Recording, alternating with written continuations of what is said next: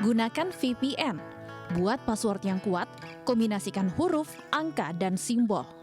Hindari gunakan nama asli atau informasi lain yang mudah ditebak, misal tanggal ulang tahun. Aktivasi autentikasi dua faktor. Autentikasi dua faktor memerlukan kode di luar kata sandi untuk masuk ke akun tertentu. Biasanya berupa kode yang dikirim melalui SMS atau email. Terapkan enkripsi. Enkripsi bekerja dengan mengacak segala sesuatu yang dikirim melalui jaringan. Miliki email cadangan. Pilih private browsing atau incognito mode. History dan password yang tersimpan pada browser dapat membuat rentan terhadap ancaman keamanan. Pakai tracker blocker. Blokir iklan, bersihkan cookies secara berkala. Berhati-hati dalam memberi izin saat unduh aplikasi di ponsel, mungkin Anda diminta memberikan izin tertentu. Perhatikan saat menerima persyaratan.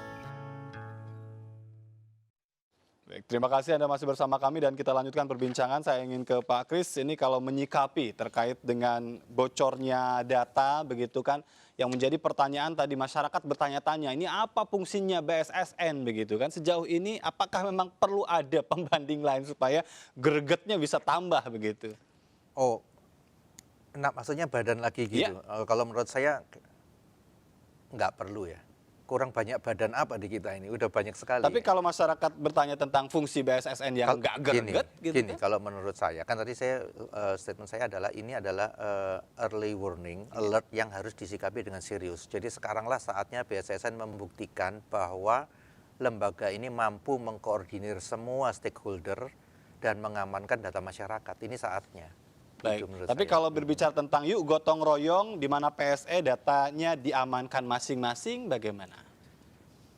PSE mungkin begini, apa namanya, kita sebagai masyarakat juga harus berhati-hati juga terhadap data-data kita pribadi. Contoh, saya ini pernah nemu sendiri dan selalu saya sampaikan ke setiap orang. Saya pernah beli gorengan itu bungkusnya kartu keluarga, gitu. Itu real fakta yang saya temui. Jadi menurut saya masyarakat juga perlu berhati-hati. Tetapi bukan berarti ini menafikan kewajiban lembaga negara untuk menjamin keamanan data milik konsumen. Intinya kan begini. Intinya ketika data itu bocor, kita sebagai pemilik data sudah tidak mempunyai kontrol lagi terhadap data kita, gitu.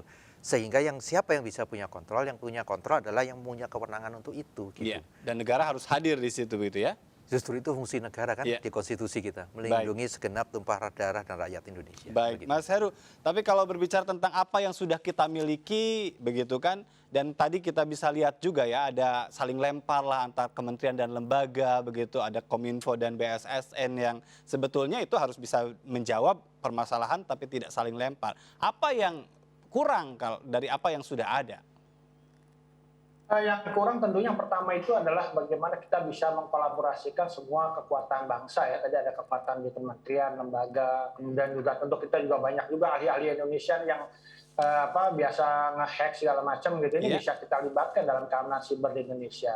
Ini tadi juga disampaikan misalnya ada kemajuan tentang indeks keamanan siber, tapi kalau data terakhir itu National Country Cyber Security Index-nya itu kita berada di peringkat 83 nih sebenarnya dari 160 negara, dan kita yang terburuk di ASEAN di peringkat 6.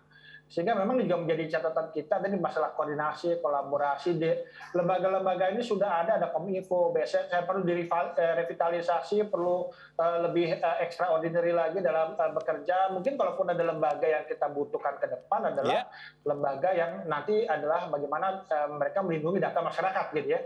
Sesuai dengan undang-undang PDP ini kan nanti akan ada otoritas atau lembaga yang menjadi otoritas perlindungan data pribadi ya. Ini yang memang kita harapkan ini adalah lembaga independen di mana nanti semua kekuatan masyarakat itu ada di sana untuk bisa nanti sama-sama kita melindungi data masyarakat gitu ya.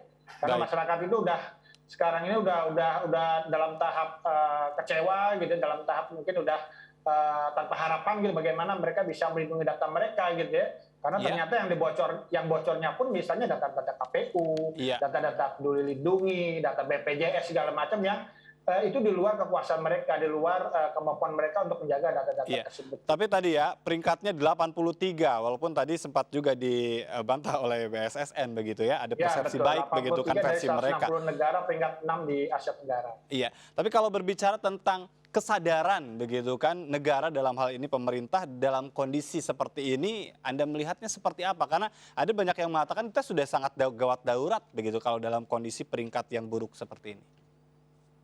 Ya memang kesadaran itu agak sulit ya, karena biasanya di tingkat PSE termasuk juga pemerintah, kita ini kok selalu memantau serangan dari luar, selalu memantau data-data yang bocor segala macam, tapi ternyata kan tidak bisa seperti itu.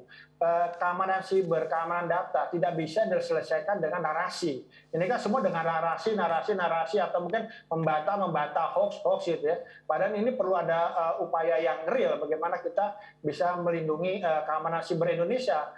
Bagaimana pengaturannya, kemudian juga nanti sanksinya, bagaimana kita memiliki mekanisme, SOP, perangkat segala macam, termasuk juga sumber daya manusia yang memang dapat mendukung Indonesia tahan bila mana terjadi serangan siber, bila mana diretas segala macam. Baik, karena kita lihat juga Kominfo beberapa kali juga ya diretas begitu. Ini kan juga menjadi persepsi masyarakat, Kominfonya aja diretas begitu. Ini kenapa kalau secara teknis tadi ya, tanpa kita kembali membentuk sebuah narasi begitu, kenapa kok bisa sampai lembaga pemerintahan begitu rapuh begitu oleh hacker? Ya, mungkin kurang serius kalau saya. Kurang serius. Ya, kalau menurut saya gini ya, memang nggak serius dianggap ini sebagai tantangan gitu. Kalau soal pembentukan lembaga dan sebagainya itu menurut saya itu nomenklatur yang bisa saja, tetapi yang intinya bukan pembentukan lembaganya. Tetapi seberapa serius kita menganggap ini masalah dan seberapa serius kita mau mengenforce ini untuk melindungi masyarakat. Dan Anda melihat keseriusan hingga tahap ini seperti apa? Kan sampai hari ini kita belum lihat apa langkah nyata yang dilakukan gitu. Baik. Padahal kalau PP 71 lagi saya rujuk ke situ itu dilakukan benar-benar contoh ya. Pasal 40 itu sudah mewajibkan adanya kombinasi paling sedikit 2 faktor autentifikasi. Itu saya pikir sudah arahnya sudah ke situ. Tapi pertanyaannya kalau ini berhenti di atas kertas, maka seperti yang Pak Heru sampaikan, ini hanya berhenti sebagai narasi. Baik, begitupun dengan rancangan undang-undang perlindungan data pribadi. Narasi juga kalau tidak itu ada masih tadi, narasi. Tidak ada kesadaran begitu. Itu masih narasi. Baik.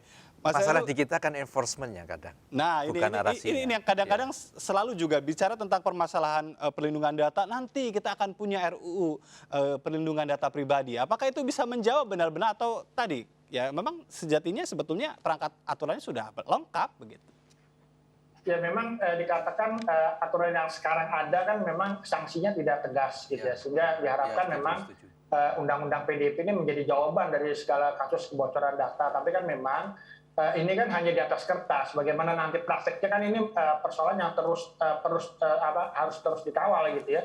Karena kalau misalnya nanti substansi isi dari RUU PDP ini tidak bisa menjawab tantangan kebocoran data yang saat ini ada, kemudian juga nanti lembaga misalnya otoritas yang memiliki kewenangan mengatur, mengawasi, mengendalikannya juga tidak kuat untuk melakukan enforce seperti yang dikatakan Pak Taufik. Dan tentu juga persoalan kebocoran data ini akan terus terjadi dan terjadi gitu ya. Baik. Sehingga memang ini perlu waktu lah untuk kita nanti sama-sama melihat kiprahnya seperti apa. Dan tentunya kita berharap memang ini menjadi salah satu solusi bagaimana kita memperkuat keamanan siber dan keamanan data kita di masa mendatang. Baik, jika malam hari ini kita bertanya kebocoran data, tanggung jawab siapa menurut Mas Heru? Ya memang ini tanggung jawab bersama, tanggung jawab pemerintah, PSE dan juga masyarakat. Tapi memang yang berada di depan adalah pemerintah sebagai negara yang mengatur, mengawasi dan mengendalikan keamanan siber, mengorkestrasi keamanan siber di Indonesia. Dia tidak bisa mengelak lagi ya, Kominfo dalam hal ini juga BSSN begitu ya? Ya betul. Baik, Pak Kris. Tanggung jawab ini tentu harus diimplementasikan dengan sesuatu yang real, strategis begitu. Apa? Jadi kalau ngutip yang pertanyaan tadi ke Pak Heru, tanggung jawab siapa? Menurut saya ini tanggung jawab yang pertama adalah tanggung jawabnya PSE. Tetapi kenapa PSE tidak bisa melakukan tanggung jawab itu? Karena pemerintah tidak mengenforce, gitu. Jadi intinya adalah tanggung jawab bersama, gitu. Terus pertanyaan berikutnya tadi, kenapa, apa tadi pertanyaan berikutnya? Tanggung jawab itu harus dijawab dengan Ya, apa? Begitu?